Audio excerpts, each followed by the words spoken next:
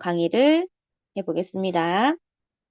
네, GMO 다들 들어보셨죠? 네, GMO는 유전자 변형이 된 농수산물을 모두 합해서 GMO라고 합니다. 그래서 제가 오늘 건강 강의를 GMO로 선택한 이유는 우리는 엄마고 주부이기 때문에 무엇보다도 우리가 정말 똑똑해야 된다.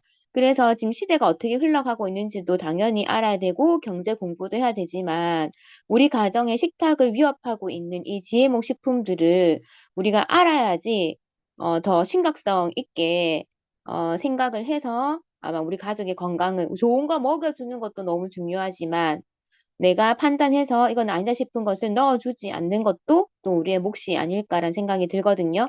그래서 정말 아는 것은 힘이구나라는 생각이 들었고 저도 이 GMO 공부를 하면서 우리가 정말 살기 바빠서 내가 알고 있는 것만 진짜 알고자 하지, 진짜 모르고 지나가는 게 너무 많구나라는 생각을 진짜 많이 했었어요. 그래서 보이지 않게 내가 인지하고 있든 인지하지 않든 세계는 정말 급변하고 있구나, 빠르게 변하고 있구나. 그래서 이 종자라는 것도 GMO를 공부하면 종자를 공부하지 않을 수가 없거든요. 이 종자라는 것도 우리가 인식을 못했을 뿐이지 세계 제2의 종자 전쟁이라 불릴 정도로 세계는 굉장히 심각한 상황으로 지금 흘러가고 있는 것 같아요. 자, 그래서 간단하게 정리를 해봤거든요. 한번 보겠습니다. 자, GMO는 유전자 변형은 특정 작물에는 없는 유전자를 인위적으로 결합시켜 새로운 특성 품종을 개발하는 유전공학적 기술이에요. 유전공학적 기술. 이제 과학이 발달되면서 생겨난 것들이죠. 근데 이거는 어떤 것들이 있냐면 선택적 증식, 이제 병이 빨리 들거나 잘 자라지 않거나 해충이 많이 먹는 그런 것들은 증식시키지 않는다는 거죠. 없애버리는 거죠. 그리고 이중교배, 그리고 성전환, 식물의 성전환을 시켜버리는 거예요. 그리고 염색체도 변형시킵니다. 유전 염색체, 그리고 유전자 이전 등 생명공학과 밀접하게 관련된 개념이라고 볼 수 있는데 지금 흔히 우리가 대표적인 걸로는 GMO, 콩, 옥수수, 면화, 까놀라, 카놀라, 사탕무, 알파파 등이 있대요. 저는 콩, 옥수수, 뭐 카놀라, 사탕무 이 정도는 알고 있었는데 알파파, 우리 너무 친숙한 식물이잖아요. 그쵸? 네, 식물의 아버지 알파파가 GMO로 그만큼 많이 필요로 하기 때문에 많이 생산을 해야 되겠죠? 그래서 GMO 알파파들이 굉장히 많다는 거죠. 저도 우리 알파파 공부 그 농장 공부하면서 알파파 공부했었잖아요. 근데 다른 저희 식품에도 알파파가 들어갔다는 얘기를 간혹 많이 들었었거든요. 저는 왠지 알파파는 유기농으로만 재배가 될 것이라고 생각했는데 이렇게 GMO로 굉장히 많은 양이 수확되고 있었다는 것에 좀 놀랐던 것 같아요. 구체적으로 GMO는 어떤 생물의 유전자 가운데 추위, 병충해, 살충제, 제초제 등의 강한 성질 등 유용한 유전자만을 취하여 이를 다른 생물체에 삽입하여 새로운 품종을 만든다라는 거예요. 그래서 어떤 거냐면 식물 A가 특정 병충해 B에 약할 때 동종 또는 다른 작물의 병충해에 강한 B 유전자를 빼내서 그 A에게 넣어주는 거예요. 무슨 말인지 알겠죠? 어, A가 병충해 약해요. 약한데 B는 강해. 그래서 B한테 강한 그 유전자를 빼와가지고 A에게 넣어준다고. 그러면 아예 새로운 품종이 되는 거겠죠? 아예 새로운 품종을 만들어내겠죠. 그러면 굉장히 농사가 풍년이 되겠죠. 맞죠? 병충해를 잘 입지 않고 죽지 않고 계속 할 수 있으니까 우리 예전 농사 방법은 어때요? 벌레가 반 먹고 맞죠? 우리 인간이 반 먹는다 할 정도로 그렇게 병충해에 많이 썰렸는데 이렇게 되면 병충해 썰리지 않아서 좋겠다 하는 사람도 있겠죠. 자, 이렇게 하는 것은 미국의 몬산토사라는 회사, 종자 회사예요. 종자 회사가 1995년에 유전자 변형된 콩을 상품화하면서 처음에 알려지기 시작했어요. 몬산토 들어보셨죠? 자, 나 몬산토 안 들어봤다 하시는 분. 한 분도 안 계세요? 괜찮아요. 웃고 계시는 분 한 분 계시네요. 네. 몬산토 안 들어봤다. 있죠. 그쵸? 자, 몬산토를 아직도 모르고 GMO도 아직 모르시는 분들도 있거든요. 그래서 몬산토 볼게요. 몬산토에 의해서 본격적으로 상품화가 되기 시작해서 우리가 몬산토를 잘 알고 있는 거예요. 자, 몬산토는 1995년 독성이 매우 강한 제초제 라운드업에도 견딜 수 있는 콩을 개발 판매했다. 그리고 스위스의 노바티스사도 병충해 내성을 가진 BT 옥수수를 또 개발했어요. 그래서 미국의 농림부도 1987년 이후에 48종의 농산물 재배 실험에 들어가서 1994년 옥수수, 콩, 감자, 호박, 밀 등 미국 식품의약국의 승인을 거쳐서 상품화시켰어요. 그래서 우리가 이제 흔히 마트에 가면 다 접할 수 있는 그런 농작물들이죠. 자, 그래서 GM의 유해 여부 논란이 있어요. 아무리 미국 FDA에서 승인을 했다 하더라도 그 논란의 여부는 계속 중심에 있거든요. 그래서 진짜 많은 사람들이 이 찬반이 지금 아직도 끝이 나지 않았어요. 끝이 나지 않았고, 어, 굉장히 뜨겁게 지금 이 GMO 논란의 찬반에 대해서, 찬성파와 반대파에 대해서 굉장히 뜨겁게, 조금만 찾아보면은 아마 그런 내용들이 굉장히 많이 올라올 거예요. 그래서 유해 여부가 논란이 있다, 유해하다라는 것을 소비자 단체에서 이제 일으키기 시작한 거예요. 그래서 GMO가 알레르기를 유발할 수도 있고 예기치 않은 독성을 드러내서 인체에 해를 끼칠 수 있다. 왜냐면 어, 벌레가 살 수 없는 제초제를 뿌리니까 그게 사람에게 괜찮겠어? 이런 거요. 맞죠? 싸그리 다 죽여버리는 그 병충을 견딜 수 있는 유전자를 개발했고, 그거를 더 강화하는 제초제들을 많이 뿌리니까, 사람들은 안전하겠어? 이런 의미거든요. 근데, GM 모나크 나비의 유충이 GM 옥수수의 꽃가루를 먹고 죽은 사건이 일어난 거예요. 꽃가루를 먹고, GM 옥수수의 꽃가루를 먹고. 그래서 이런 나비가 죽을 정도면 사람이 먹어도 되겠어? 라고 생각한 거죠. 그래서 반대파들이 나오기 시작했어요. 그래서 왜 반대하는데 했더니 아직은 먹거리로 안정성이 확보되지 않았어가 거의 67.7% 우세하고요. 그 다음은 아직 과학적으로 안정성 등의 문제가 입증되지 않았다. 계속 안정성의 문제가 나오죠. 먹거리도 안전하지 못하고 과학적인 것도 믿지 못하겠다. 그리고 새로운 질환이 생길 수도 있지 않을까? 라는 그 불안감. 그리고 생태계를 위협할 수 있다. 왜냐하면 토종 종자가 사라지니까. 다 맞죠. 유전 변형을 시켜버리니까. 오랫도록 살아남을 수 있게. 그리고 GMO 기술이 본격적으로 상용화되면 인간의 유전자까지도 조절할 가능성이 있다. 그러니까 거의 무려 35%. 우린 그럴까 생각해 본 적 없는데, 그쵸? 그리고 획일화된 품종으로 생물 다양성을 훼손할 가능성이 있다. 이렇게 되어 있습니다. 자, 그러면, 자, 반대파들의 이제 의견을 뒷받침해 줄 그러한 자료들도 많았어요. 자, 많은 회사들이 GMO 식품이 완벽하고 안전하다고 계속 주장하고 있어요. 절대 굽히지 않고 있어요. 그리고 연구도 반대파보다 찬성하는 쪽이 훨씬 많은 연구들을 하고 있어요. 자, 그런데 반대파들은 어떻게 하냐면 동물 연구를 해봤더니 GMO 식품은 장기를 손상시키고 면역 체계의 장애를 일으키고 불임 또는 장 건강 문제를 일으킬 수 있으며 신체 노화를 가속화할 수 있다라는 이제 그런 이제 연구 결과를 내놨고요. 여기에 회의론자들은 이것은 인간 연구가 아니기 때문에 아무 의미가 없다라고 이제 얘기했어요.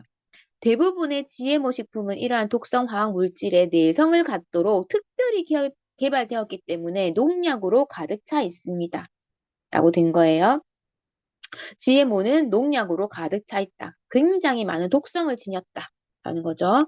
그리고 글리포세이트. 이거는 좀 자주 나오는 단어예요. 글리포세이트라는 아주 강력한 제초제예요. 강력한 제초제.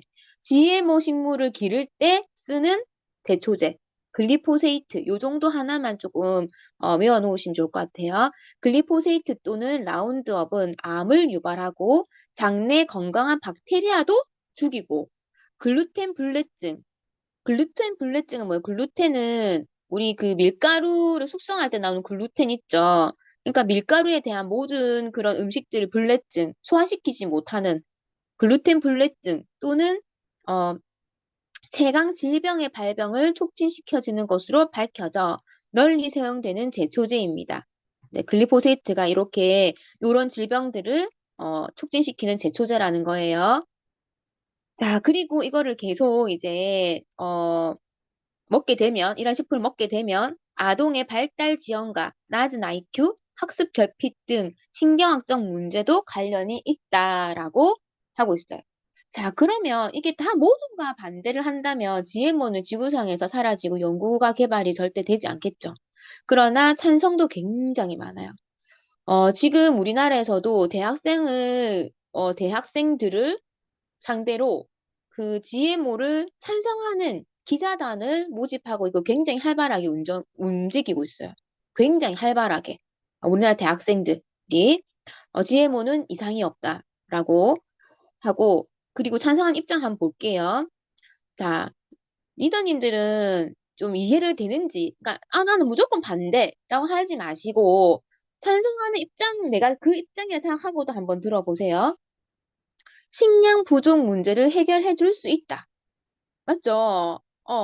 하나 키우던 거를 100개, 1000개를 키울 수 있다면, 우리 그 개발도상 국가들의 식량량 문제가 굉장히 많잖아요, 지금?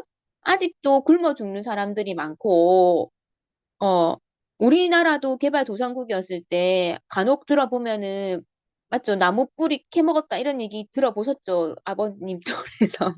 그런 국가들에게 도움을 줄 수 있다는 거죠. 두 번째는 적은 자원을 효율적으로 사용하면서 수확량을 증대시킬 수 있다. 한 종자에서, 맞죠? 여러 품종 개발이 가능하니까. 그리고 인공적으로, 해충과 질병에 강하다. 농사 짓기가 편리함. 이거 정말 우리가 농부 아니라고 해서 간과할 수 없는 문제죠. 농사 짓기 위해서 얼마나 병충해와의 싸움이 있나요? 그쵸? 내 친구도 메론 농사를 지어놨더니 메론 10개 중에서 7개를 벌레들이 다 파먹었어. 1년 동안 수확했는데. 그럼 얼마나 속상하겠어요. 그러나, 그렇게 병충해 잘, 파먹지 않게 강력한 메론을 만든다면 농사 짓기 정말 편하겠죠. 인공적으로 필요 영양소를 주입을 할 수 있기 때문에 효율적으로 영양소도 섭취할 수 있답니다. 뭐, 칼슘이 더 많게, 비타민을 더 높게, 이렇게 할 수 있다는 거죠. 자, 생명공학 기술을 발전시킬 수도 있다. 그리고 무엇보다도 찬성하는 이유는 GMO의 안정성은 이미 과학적으로 확인된 바가 있다.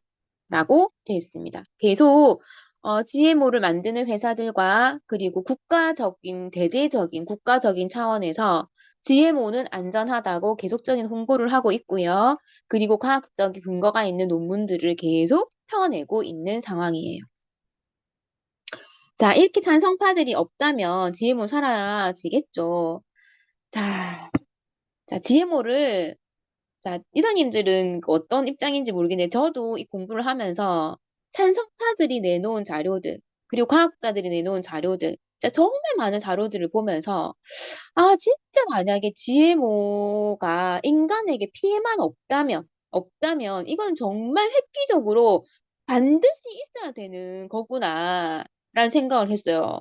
그쵸? 그렇지 않다면 우리가 마트에 가가지고 이런 GMO를 사지 않고 만약에 진짜 유기농인 제품들만 산다면요, 우리 한 끼 식탁에 먹는 한 끼에 식탁을 차린다면 돈이 얼마나 들 것 같으세요? 우리 빵 못 만들어 먹을 수도 있고, 어, 진짜 어쩌면 30만 원 되는 그 돈의 한 끼 식사 비용으로 낼 수도 있어요. 근데 만약에 인간에게 해가 없다면 이거 정말 너무너무 좋을 수도 있겠구나라는 생각을 했는데, 지금 어쨌든 우려의 목소리도 많이 나오고 있기 때문에 안정성이 확보가 되어 있지는 100% 확보되어 있지는 않다. 그럼 우리가 피해야 되겠죠. 우리가 알고 먹어야 되겠죠. 첫 번째가 옥수수예요. 옥수수. 옥수수는 식품 산업의 필수예요, 필수.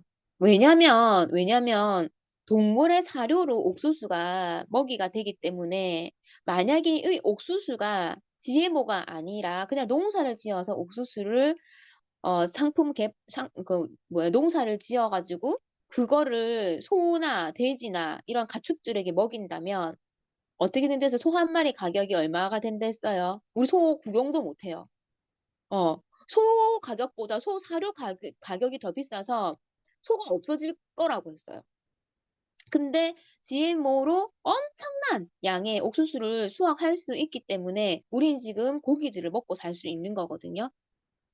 자, 여기에 옥수수 시럽, 아스코르브산 많이 들어봤죠? 이거는 합성 비타민의 원료로 되는 거죠. 옥수수 전분, 텍스트로스, 말토텍스트린, 이거 다 식품 첨가물 이름이에요. MSG, 소르비톨, 자일리톨 및 60가지 이상이 여기 옥수수가 첨가된 식품으로 팔려가고 있습니다. 문제는 뭐냐면 미국에서 재배되는 옥수수의 90% 이상이 GMO입니다. 우리 옥수수로 만든 옥수수 콘 이런 거 있죠. 이런 거 못 먹겠다 맞죠? 10%는 도대체 누가 먹고 누가 생산하고 있을까요? 가공 옥수수는 많은 식품에 사용되기 때문에 식품의 상당 부분이 GM 옥수수로 오염되어 있음을 의미합니다. 돼 있어요. 동물 연구를 해봤더니 GM 옥수수가 신장, 간, 심장 및 부신에 부정적인 영향을 미칠 수 있다는 증거가 발견되었기 때문에 더욱더 우려의 목소리가 커지고 있습니다. 자, 이렇게 막 나와 있는데 왜 찬성 쪽은 이거를 뒤집는 발언을 어떻게 하고 있냐면 아까도 나왔듯이 동물 실험이다. 사람에게는 그렇게 빠르게 흡수되지 않는다라는 반대 입장들을 많이 내놓고 있어요. 두 번째는 간장이에요.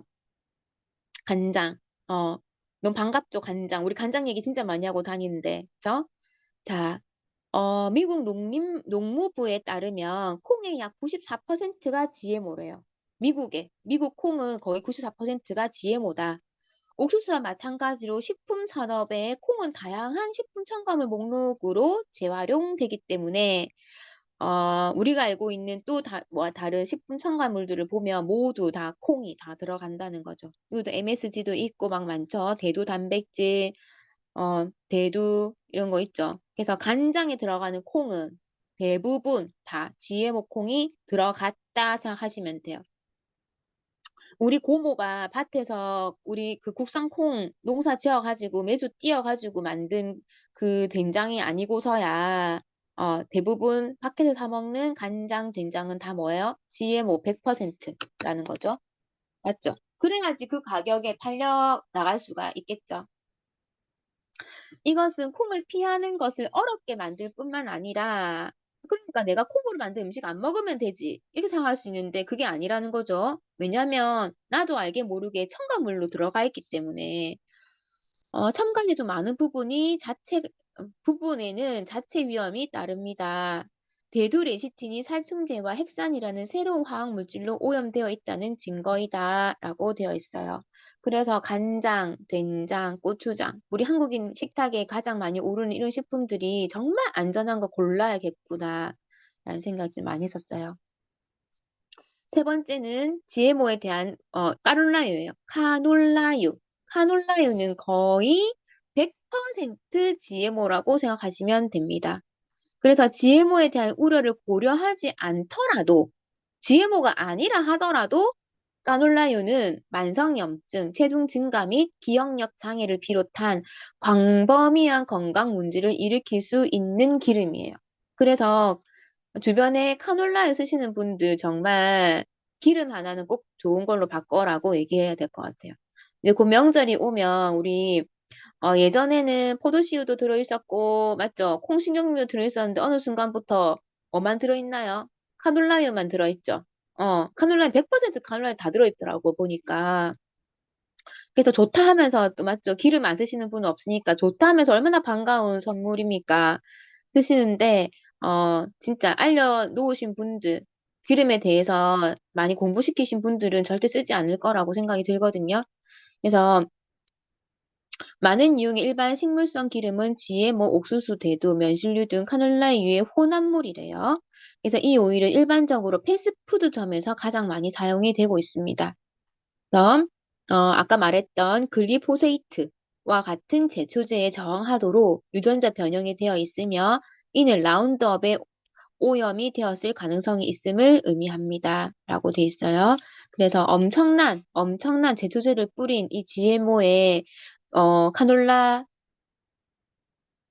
그러니까 카놀라가 유채죠, 유채. 유채꽃에서 그게서 나온 씨앗에서 짠 기름이잖아요. 그래서 제초제에 굉장히 오염이 되어 있다. 자, 알겠습니다. 그 다음에 아스파탐이라고 나와요. 아스파탐이 뭐냐면 조금 생소할 수도 있지만 간혹 들어보셨을 거예요. 아스파탐. 아스파탐은요, 다이어트 소다, 저당 음료 및 저칼로리 과자에 발견되는 널리 사용되는 인공 감미료래요. 인공 감미료. 제로 콜라 기억나시죠? 제로 콜라. 이런 데 들어가는 게 아스파탐인데 이게 모두 거의 다 GMO다라는 거예요. 자, 아스파탐이 포도당 불내증을 증가시키고 체중 증가를 시킬 수 있다는 것을 알고 있습니다. 라고 되어 있는데, 아스파탐 포도당 불내증, 아까 우리 글루텐 불내증 앞에 나왔죠. 글루텐을 소화시킬 수 없다. 이거는 포도당을 소화시킬 수 없다. 그러니까 보세요. 밑에 포도당 불내증은 일반적으로 당뇨병과 당뇨병 전 단계에 발생하는 질병으로 주된 증상은 심한 갈증과 졸음, 근육 감소, 극심한 피로감 등이 있다라고 되어 있어요. 그래서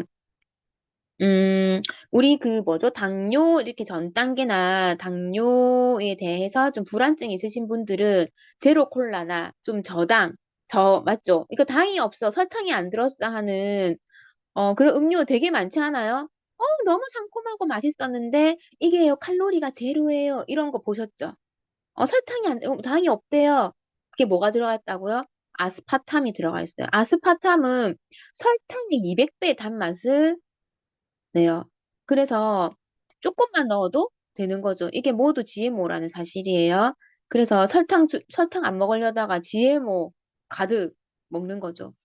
또 인공 감미료를 섭취한 4개 그룹 모두 2주 내에 장내 세균을 비롯해 인체 마이크로바이옴에 급격한 혼란이 일어났다. 급격한 혼란이 일어났대요. 왜? 인공 감미료는 우리 몸이 흡수하기는 어렵대요. 인공 감미료가 우리 몸에 흡수가 쫙쫙 되기는 어려운데, 인체에 존재하는 특정 미생물은 이것을 먹이로 활용할 수 있다. 인공 감미료가 장내 미생물 생태계에 급격한 혼란을 일으키는 것은 이 때문이라고 설명했다. 무슨 말인지 아시겠죠? 우리 몸에 있는 감미료가 바로 흡수되기는 어렵지만 이걸 먹게 되면 우리 몸에 있는 미생물들이 이것을 먹게 되어서 먹으면 안 되는 것을 먹게 되어서 어떻게 된다고요? 혼란을 일으킬 수 있다. 그래서 근데 GMO 식품을 먹으면 장약에 계속 나오더라고요. 장 건강을 해친다. 장 건강에 이상이 있을 수 있다라는 얘기가 계속 나오더라고요. 그래서 이 마이크로바이오 미생물의 먹이에 대한 혼란이 있기 때문에 GMO 식품을 왜냐면 없었던 거잖아요. GMO 식품 자체가 없었던 거가 인간의 몸에 들어오게 되니까 혼란을 일으키게 되는 거죠. 그리고 사탕무, 자당이라고 하죠. 사탕무는 직접 소비되지는 않지만 설탕이나 자당 생산에 널리 사용된다.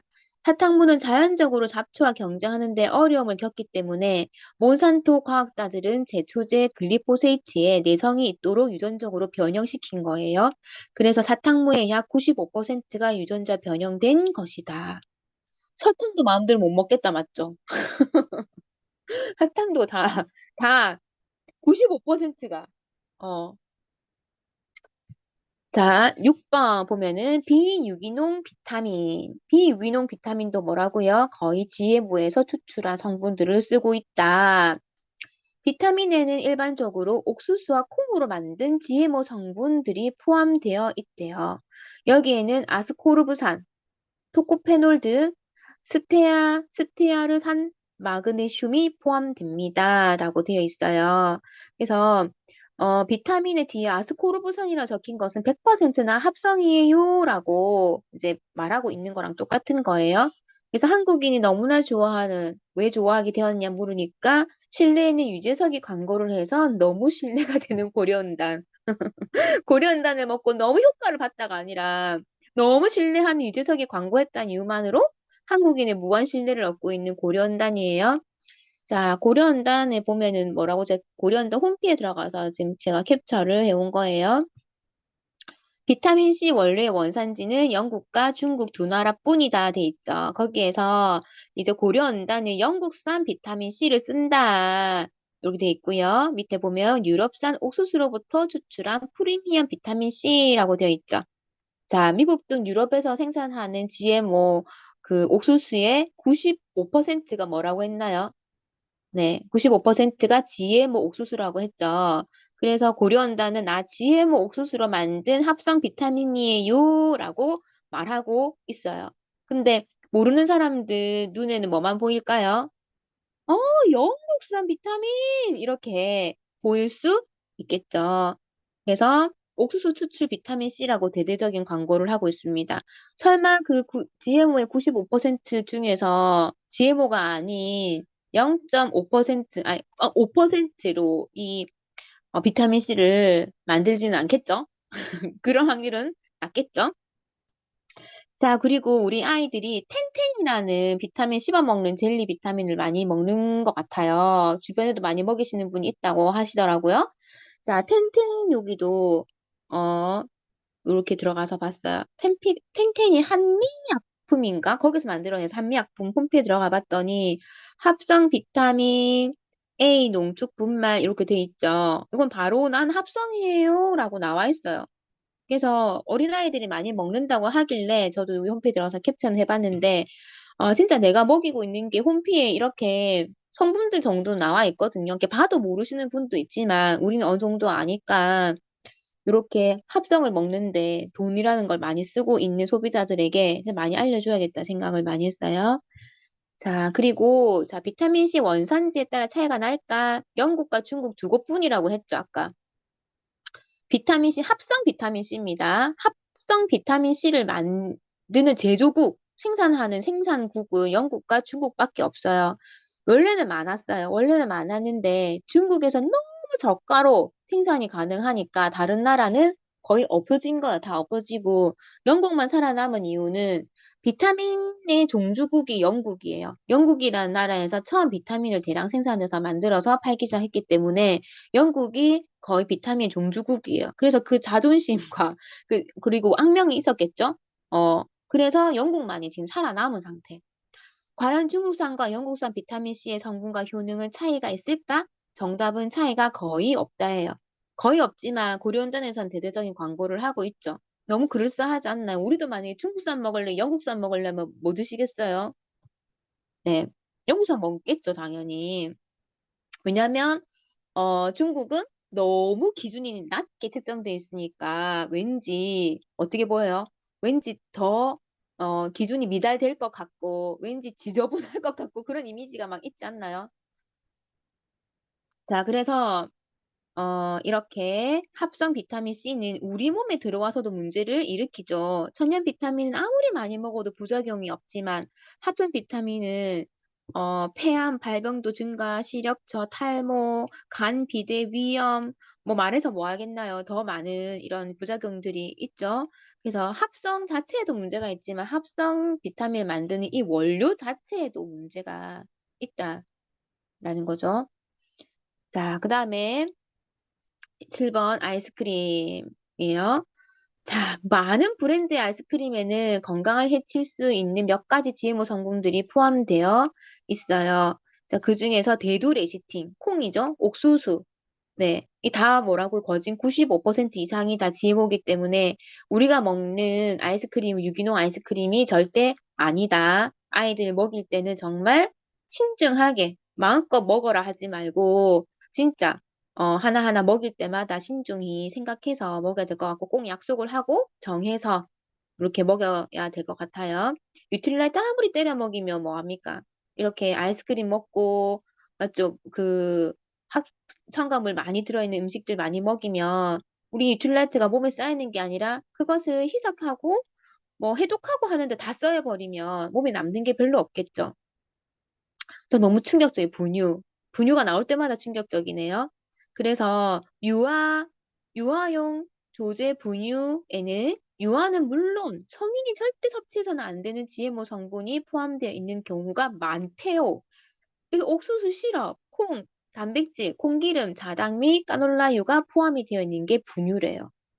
그래서 우리 둘째 태어나자 100일 때부터 분유 먹였는데 잘 먹는다고 좋아했는데 네 이렇게 또 반성을 하게 하네요. 그럴 줄 알았으면 안 나오지만 끝까지 모유를 먹일 걸 라는 생각도 들고 그다음 감자예요. 감자.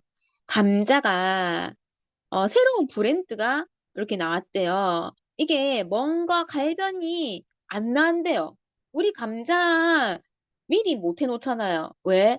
시커매지고 맞죠? 맨날 물에 씻어 전분가루, 전분 그런 거, 전분 이렇게 요거 씻어내야 되고 그렇잖아요. 근데 획기적인 그래서 너무 불편하잖아. 그럼 감자가 갈변도 안 되고 멍도 안 되는 그런 감자 만들어줄게. 이래가지고 감자를 만들었어요. 근데 그 감자를 만들었던 과학자분이 자신의 책에서 뭐라고 했냐면 자신의 연구를 포기하고 GMO 식품의 공정과 안정성에 대해 심각한 우려를 제기했대요. 그래서 이거 연구하는 거를 그냥 갈아엎었어요.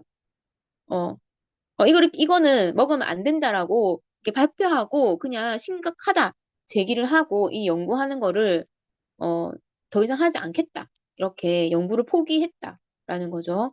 근데 그 정도로 이 박사님은 뭐 어떤 거를 보셨기 때문에 그럴까? 네, 궁금하지만 이제 포기를 했다는 거예요. 하지만 또 나올 수 있겠죠. 파파야. 그래서 이거를 넣을까 말까 하다가 넣었는데 하와이에 있는 파파야래요. 하와이에 있는 파파야는 거의 100% 100% 그냥 GMO래요. GMO 버전을 먹는 위험을 감수하고 싶지 않다면 유기농 또는 멕시코 또는 남미에 재배된 제품을 찾아라고 돼 있네요. 그래서 하와이에서 파파야 먹었어. 파파야 하와이에 먹었어. 그러면 엄청 불쌍하게 봐야 될 것 같아요. 절대로 먹지 말라고 이렇게 넣어봤어요. 제가 엄청 신경성이 높게 많이 나와 있었는데 그거는 빼고 우리가 지금 알아야 될 부분 그것만 조금 넣었습니다. 자, 이렇게 유전자 변형된 식품이 많다 하더라도 한국에서 소비가 되지 않고 한국이 문을 열어주지 않는다면 우리는 안전하겠죠. 그 간장에 그 대두를 썼던 대만 같은 경우에는 GMO 식품을 아예 받아들이지 않는 국가잖아요. 우리나라도 만약에 그냥 철통 소비로 이거를, 아니, 우리는 안 받아들이겠어 하면, 우리 굳이 GMO에 대한 이거 심각성을 몰라도 되겠죠. 하지만 그렇지 않습니다. 한국의 GMO 관리는 어떻게 되어 있나 볼게요. 우리는 대부분 주요 곡물을 수입에 의존하고 있어요. 세계 최대 곡물 수출국인 미국을 비롯해서 캐나다, 브라질 등 국가의 상당한 GMO 농산물을 생산하고 한국은 이들 국가로부터 대부분 곡물을 수입하고 있어요. 그래서 한국 1인당 연간 GMO 소비량이 약 45kg 정도 된답니다.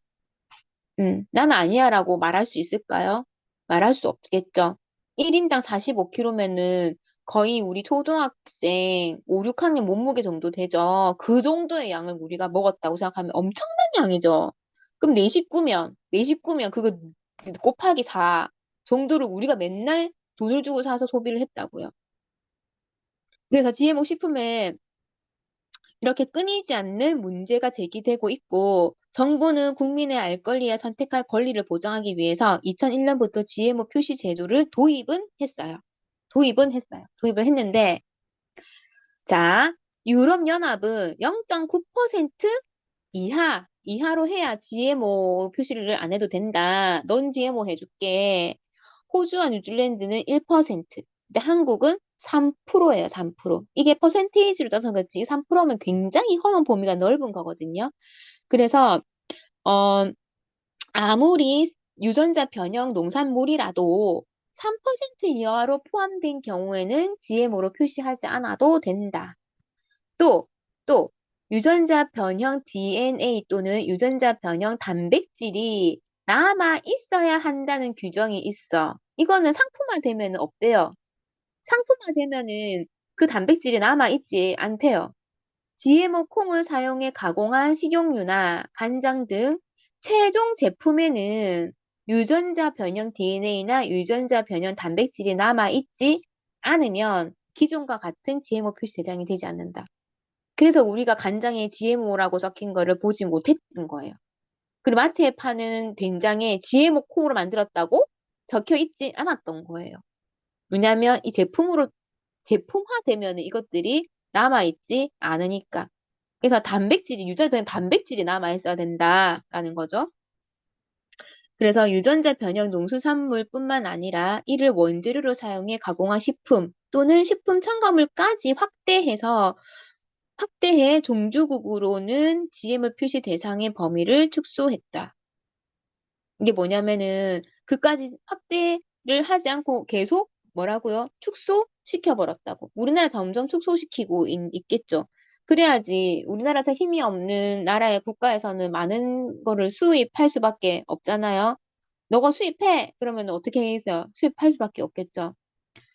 자, 그렇게 해서 이렇게 심각하게 돌아가고 있는 이 종자 전쟁, 이게 토종이 사라지고 있다고 합니다. 토종이 사라지고 있고, 그래서 그 북극해 근처에 스웨덴, 네, 어느 그 지하 창고에는 종자를 보존하는 벙커가 있어요. 그래서 토종의 그 종자를 우리 지구가 어떤 자연재해에 의해서 멸망을 하게 되더라도 후손에게 물려줘야 될 종자는 GMO가 아닌 GMO가 그렇게 안전하다면 GMO로 그 씨앗들을 후손에게 물려주면 더 번창하고 병충도 맞죠? 병충해도 당하지 않을 텐데 왜 토종의 종자를 그렇게 지진과 모든 그 자연재해에도 살아남을 그 벙커에 토종의 종자를 이렇게 보관하고 있을까? 20년마다 한 번씩 새로운 종자로 이제 새로운 것들로 이렇게 교체를 하고 있다고 해요. 그리고 그런 이런 지하 벙커 있죠. 종자를 보관하는 지하 벙커가 세계에서 2개가 있답니다. 아까 말한 그곳과 그리고 하나가 너무 반갑게도 우리나라에 있어요. 우리나라에 이 씨앗 저장고가 있는데요. 안타깝게도 곡물에 대한 씨앗이 아니라 야생화에 대한 이 씨앗 저장고가 있어서 세계 여러 나라 사람들이 우리나라 저장고를 굉장히 인정해주고 있어서 다른 나라의 희귀종의 야생화들도 우리나라의 그 씨앗 종자 은행 저장고에 저장을 또 하고 있다고 합니다. 그래서 우리나라 토종을 조금 이렇게 보호하는 그런 것들이 계속되었으면 좋겠지만 안타깝게도 우리나라 토종이 사라지고 있죠. 토종 씨앗이 사라지고 있습니다. 왜냐면 그 IMF 때 우리나라에 그 가장 컸던 그 종자 회사가 서울 종묘였대요. 서울 종묘. 서울 종묘를 비롯한 굉장히 많은 종자 회사가 있었는데 작은 회사들은 아직까지도 조금 남아있지만 큰 회사들은 더 큰 회사에게 모두 다 넘어간 상태예요. 그래서 몬산토를 비롯한 일본과 다른 유럽의 회사들에게 모두 다 넘어간 상태거든요. 그래서 우리나라는 지금 갤런티를 주고 우리나라 토종도 아니죠. 우리나라에서 났던 그런 작물들을 엄청난 갤런티를 주고 지금 우리가 먹고 있는 거예요. 자, 여기에서 잠깐 쉬어가는 타임에서 뒤에 조금밖에 안 남았거든요. 요거 영상 짧으니까 요거 하나 볼게요.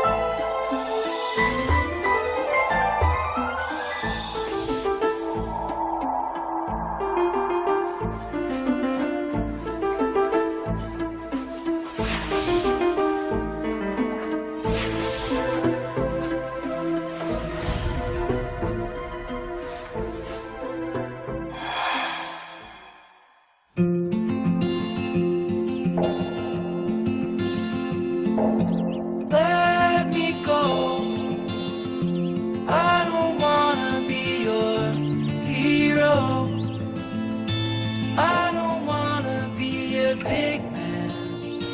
Just wanna fight with everyone else. Your masquerade. I don't wanna be a part of your parade. Everyone deserves a chance to walk with everyone else while holding down a job to keep my girl around. And maybe buy me some new strings for a night out on the weekend.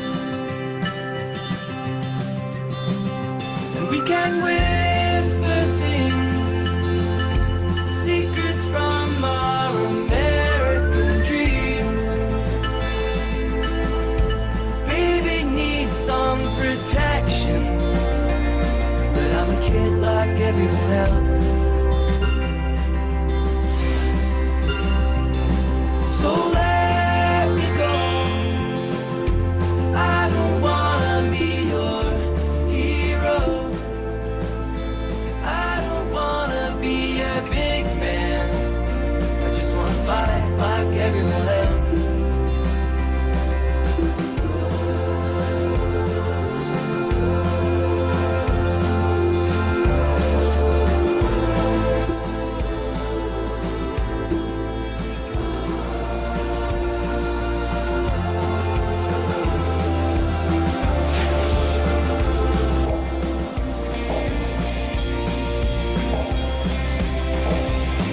So let me go. I don't wanna be your hero. I don't wanna be a big man. I just wanna fight with everyone else. Your masquerade. I don't wanna be a part of your parade. Everyone deserves a chance to walk with everyone else.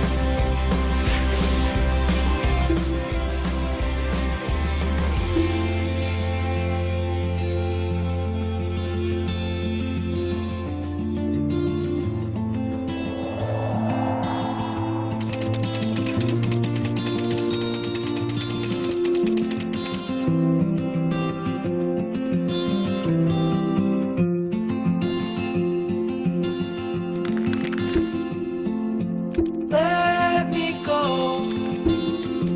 I don't wanna be your hero. I don't wanna be a big man. I just wanna fight with everyone else.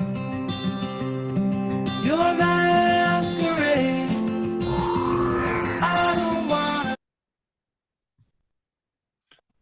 네, 잘 보셨죠? 어, 어, 100년 된 우리 그 씨앗들을 보면서, 아, 저분들이 진짜 돌아가시고 나면은 정말 그 길이 부손 대대로 이게 이루어질까? 라는 안타까운 또 마음도 들고 하죠. 자, 우리는 어떤가요? 우리는 86년 된 이 토종을 고집하는 회사를 알고 있습니다. 그래서 제가, 자, 유틸라이트.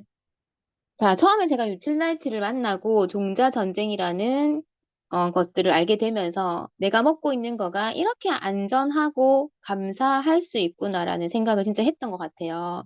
그래서 토종 씨앗이 우리나라에서는 5%밖에 남지 않았다고 했죠. 우리가 마트에서 장을 보는 그 모든 것들이 토종이 아니라는 거예요. 씨앗이 토마토를 심었는데 토마토가 나지 않고 다음 해에 두 번 심었을 때 다시 그 작물이 어, 자라지 않는다는 거죠. 고추를 심었는데 고추가 아니라 무도 아닌 고추도 아닌 이상한 것이 열리게 되고 괴물이 되는 거죠. 농산물들이 괴물 농산물들이 막 태어나기 시작하는 거죠. 유전자 변형 때문에. 자, 그래서 뉴트라이트는 정말 9가지 단계로 소비자에게 오는 모든 공정 과정을 다 거쳐주고 있어요. 너무 저는 공부하면서 너무 감동적이었거든요. 그래서 제가 빨리빨리 한번 읽어보겠습니다. 자, 제일 첫 번째로서는 식물을 선정을 하고 있어요. 그래서 1차 심사를 거칩니다. 어떤 식물이 좋을까? 식물 선정 뉴트라이트는 제품에 쓰일 식물 원료를 선택에서부터 꼼꼼하게 체계적인 기준으로 적용을 하고 있어요. 그래서 여기 보면은 뉴트라이트는 무려 1300개 식물 핑거프린트를 소유하고 있답니다. 이게 뭐냐면 식물에도 지문이 있다는 얘기 들어보셨나요? 식물이 가진 고유의 그런 바코드 같은 것들이 있다는 거예요. 사람에게는 지문이겠지만 식물에게 그런 것들이 있다는 거예요. 그것이 1300개 식물의 핑거프린트를 소유하고 있다. 그러면 얼마나 많은 연구를 했을까요? 그쵸? 그래서 정말 많은 그래서 어떤 식물을 심어야 할까? 어떤 식물이 제격일까를 굉장히 고심을 합니다. 그리고 나서는 종자를 선택합니다. 우리 때가 종자 공부했죠? 자, 씨앗은 크기가 매우 작지만 제품 원료에 가장 큰 영향을 미치는 비선실세이기 때문에 꼼꼼한 조사가 필수입니다. 그래서 여러 번의 검사를 거쳐 영양분이 적은 씨앗, 오염된 씨앗은 걸러내고 최상의 상태의 씨앗만으로 제품을 만들어집니다. 이 씨앗 또한 아까 그 토종에서 고르는 거 보셨죠? 제일 좋은 거 남겨두어서 말려서 그 다음에 심는 그 마음으로 우리는 이렇게 할 수 있는 게 농장이 있기 때문에 우리가 원하는 대로 농사를 지을 수 있기 때문에 이렇게 하는 거거든요. 그래서 그의 수확해낸 유틸라이트 농장에서의 그 작물들 중에서 가장 좋은 것을 다시 씨앗화해서 종자를 선택을 하는 거예요. 그 중에서도 적은 거, 오염된 거, 영양분이 적은 건 다 골라낸다는 거죠. 자, 그다음 어디 심을까? 어디에 심을까? 씨앗이 잘 자랄 농장을 찾아야 된다는 거예요. 그래서 2차 심사를 거친 씨앗은 아무 농장에다가 심을 수는 없겠죠? 유틸라이트는 해당 씨앗이 가장 이상적으로 자랄 수 있는 기후를 가진 농장을 찾아냅니다. 그게 어디 있든 지구 끝까지 찾아갑니다. 농장의 유틸라이트의 의 기준에 부합하는지 확인하기 위해서 매년 40에서 60회 검사를 실시하기도 합니다. 유틸라이트 농장이 우리가 세 군데가 있고, 그 다음에, 우시 지역에 보테니컬 센터가 있다는 거 아시죠? 하지만 우리는 협업으로 농사도 짓고 있습니다. 우리 유기농법에 합답한 그런 농가가 있다면 그 농장에 우리 유틸라이트 농법과 똑같은 농법으로 농사를 짓게 하고 있거든요. 그렇게 해서 여기가 좋다고 싶다면 뉴트라이트 이 종자를 그 땅에 심게 하는 거죠. 매년 40에서 60회 검사하면 한 달에 몇 번입니까? 그죠? 1년에 12달인데 40회에서 60회 검사를 실시하면 네, 농약 치고 싶다가도 못 치겠죠. 걸리면 안 되겠죠. 못 친다고 봐야 되겠죠. 우리 뉴트라이트 농장처럼 똑같이 관리를 한다는 거죠. 그리고 종자를 재배하기 시작합니다. 그래서 최적의 재배 환경은 필수, 그리고 필수 종자 재배를 이제 시작하는데요. 3차 심사인 농장 심사까지 통과했다면 이제 씨앗이 최상의 재배 환경에서 자라게 하는 것이 필수입니다. 투명하고 깨끗한 물이 있어야 되고 최상의 상태인 토양은 물론이고 화학살충제, 비료는 일절 쓰지 않는 생태계 농법을 통해 재배하게 됩니다. 또한 자연적인 잡초 제거법을 사용하여 뭐죠? 자연적인 잡초 제거법. 양이 뜯어먹죠. 잡초가 거의 없는 환경에서 자랄 수 있도록 합니다. 자, 다음 수확. 수확. 재배까지 잘 맞았다면 이제 수확 심사를 거칠 시간입니다. 잘 자란 식물은 영양 가치가 가장 높은 시기에 맞춰 수확하게 됩니다. 그게 새벽이든 낮이든 밤이든 항시 수확할 준비를 해두는 뉴트라이트입니다. 영양소가 최대한 보존되게끔 짧은 시간 내에 수확을 마칩니다. 조금만 지나고 나면 혹시나 영양소가 파괴될까 봐 빠른 시간 내에 수확을 하게끔 합니다. 자, 우리는 언제 수확을 하나요? 가장 비싸고 잘 팔릴 그 시기에 익으면 따죠. 익으면 따가지고 하죠. 우리는 영양가가 가장 높을 때. 그리고 농축시킵니다. 최대한 빠른 건조로 영양소로 농축 영양소로 만땅 상태로 수확을 무사히 마쳤다면 이 상태로 쭉 건조한 농축까지 가는 거예요. 최대한 빠르게 농축함으로써 영양분의 최대치를 보존시킬 수 있습니다. 우리 아세로라 체리 농장 옆에다가 농축시설 그 건물을 바로 지은 거 아시죠? 신선한 아수라치를 바로 농축하기 위해서 거기다가 바로 농축시설을 지을 정도로 빠르게 농축함으로 해서 최대치로 보존하기 위해서.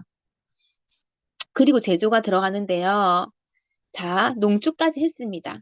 영양소 손실이 거의 없이 제품이 될 준비가 되었다 하더라도 제품이 제조된 후에 한 제품당 약 200회 이상 엄격한 분석이 진행되고 이 분석을 모두 기록으로 저장해 둡니다. 맞죠? 대단하죠? 한 제품당. 우리가 먹는 한 제품당 200번 이상의 검수를 한 제품이 우리 지금 손에 와 있는 거예요. 특히 저기 사진에 보는 우리 대표 더블엑스는 나라마다 다르죠. 나라마다 다른 그런 어쩌면 엄청 번거롭고 불편한 것을 유틸라이트는 유틸라이트이기 때문에 해내고 있는 것 같아요. 자, 그 다음 포장을 합니다. 자, 포장 대충 할 수 있겠어요? 지금 앞에 일곱 가지 단계를 쉽게 할 수 있는 회사가 있을까요? 이 중에서 1번부터 7번까지 하나라도 제대로 하는 회사가 있을까요? 없을 것 같아요. 1, 2, 3, 4, 5, 6, 7번을 이 중에서 한 개라도 제대로 하는 회사는 저는 보지 못했거든요. 없을 것 같아요.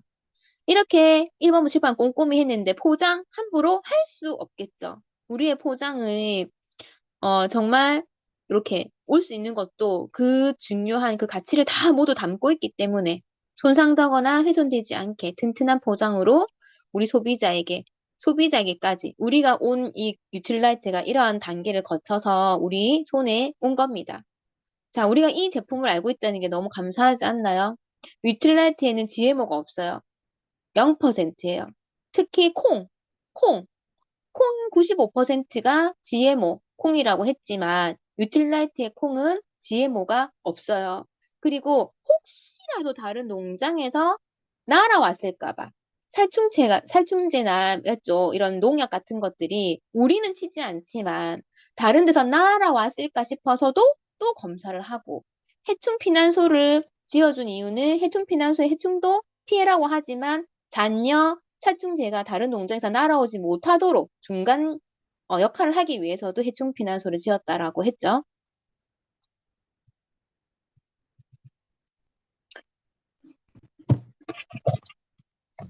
자, 오늘 네 강의는 여기까지.